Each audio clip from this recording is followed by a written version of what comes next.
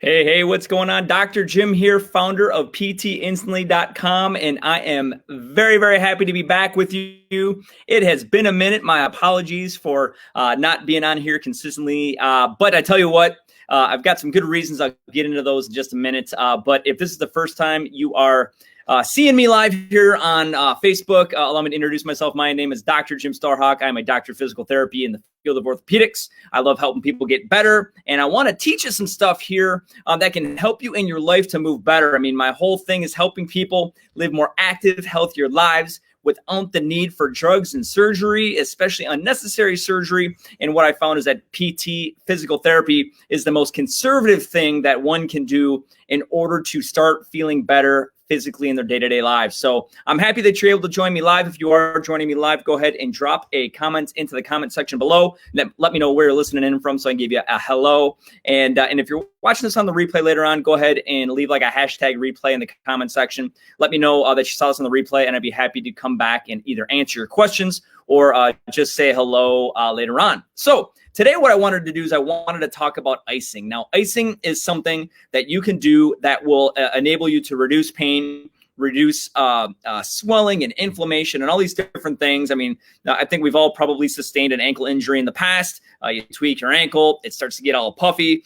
So what might one do? Well, icing and elevating and resting and maybe a little bit of a compression. Those are basic first aid sorts of things that you can do in order to get that swelling down and to help your function overall. But a lot of times when people ice, you feel a little different. You feel a little, maybe some pain while you're going through the actual process of the icing. So what I want to do is I want to dive into the physiological responses to the ice here in just a second. But just to kind of clear the air and why I haven't been around, I've been basically, crappy excuse, but I've been super busy at work, for crying out loud. Holy smokes, we're in the midst of expanding our physical therapy clinic. We're in the midst of hiring some new technicians and some new front desk personnel and things. And so it takes time to interview and it takes time to train and all those sorts of things. But I had a little bit extra time today, so I wanted to help bring you some value. So again, my apologies, but I'm glad to be back. So let's talk about this ice piece now. So icing, again,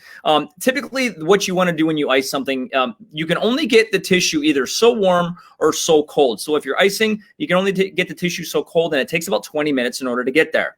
Now, I don't know if you've ever put an ice bag or one of those gel packs or something on your body before, or even maybe stuck your foot in what we call an ice bucket or an ice massage, when you fill up a bucket full of cold water, fill it with ice, and then stick your foot in there. But I tell you what, it can hurt. Now, one might think, oh my gosh, am I doing damage? This is like killing me, right? What am I doing here? And here I want to clear the air so that you'll never have to wonder if you're hurting yourself. First of all, the short answer is no, you're not hurting yourself. Usually. Now, again, I want you guys to take this as informational, educational purposes only. This is not, specific medical advice for you. So if you have any specific questions about your personal situation, please make sure you consult your physician or your physical therapist that you're being treated by and get a specific answer for yourself. But in general, if you ice a body part, it takes about 20 minutes to get the tissue as cold as you can get. The other thing is that it goes through about 4 physiological phases when you ice a body part, and each phase feels a little different. So for example, when you first put something on your knee or on your ankle, it feels cold, obviously. So the first response is it feels cold. The second response that typically the body part will exhibit is it starts to burn. Okay, so it's cold first and then it starts to burn. This is where people start to get a little squirrely. They're like, man, why is my body part burning? I hope I'm not hurting myself. I hope I'm not going to get frostbite. If you've ever thought about, if you've ever had any of these thoughts when you've iced a body part, let me know in the comment section below by maybe dropping like a number 1 down there. But first it's cold, then it burns. The next thing that happens is it starts to ache. Uh-oh, something's got to be wrong. Let me put a towel underneath the ice pack, or let me ice over my pant leg or over a sock, or let me insulate it a little bit. I got news for you. Your pant leg is not inflamed, neither is your sock, and the towel does not need an icing. Your body part needs the ice. So my highest recommendation is get that sucker right on your skin. I've never seen anyone get frostbite by putting some ice on there for 20 minutes, okay? What happens most times is whatever you're using to ice typically will melt by then, and it's no big deal, but the skin will be cherry red. It'll probably feel kind of numb. That's actually the fourth physiological response. But first it's cold, then it burns, then it aches, and then it goes numb. And I tell you what, to go through that cold, burning, aching numbness typically takes like, I don't know, 5-6 minutes maybe to get there. So what happens typically is you get the cold, whoo, that's cold.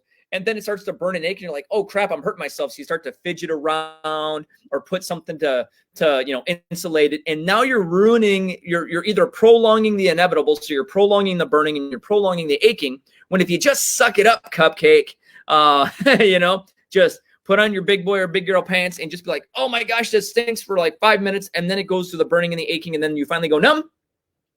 Then it's a party, man. You can sit there all day. Not that I recommend it. 20 minutes is the maximum therapeutic benefit, but you can like be comfortable for the next, 10 minutes or so and not have to fidget. No big deal. Like I used to work for one of the local colleges in the training room there. And we used to wrap like shaved bags of ice with saran wrap. So like really compressed, like someone had a shoulder, we'd pop that bag right on their bare shoulder, saran wrap it on, and it would be on there tight for 20 minutes. We take it off. Their arm would be all cherry red because there's increased blood flow, which is one of the benefits of ice.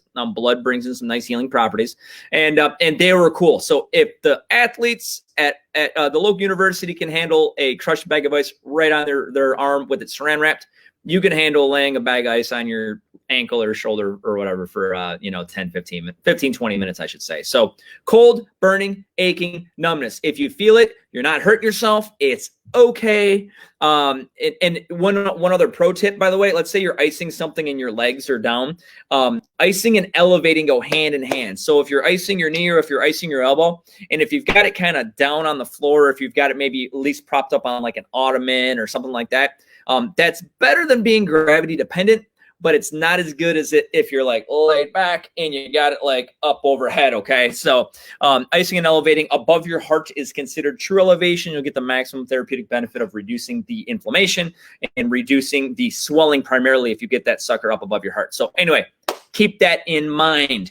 So hope you got some value. If you did, go ahead and let me know in the comments below. And by the way, if you see a little, along here going this way, ptinstantly.com, I'm giving away a free, I think it's a 4-day mini course for your knee. So I don't know if you've ever had any knee problems, or if you've had any knee problems, or if you've known anyone who has any knee problems, but I put together a 4-day mini course that gets delivered to you via email, 1 video a day, that is going to help you if you've got arthritic knees. So if you're looking to get better range of motion in your stiff knees, if you're looking to do stairs better, if you want to learn how to squat better, if you want to learn how to stretch your legs out without risking irritating your lower back, because a lot of times folks who have bad knees also have some contributory pain that goes into the lower back, and you're dealing with lower back and knee issues, this mini course will help all that stuff.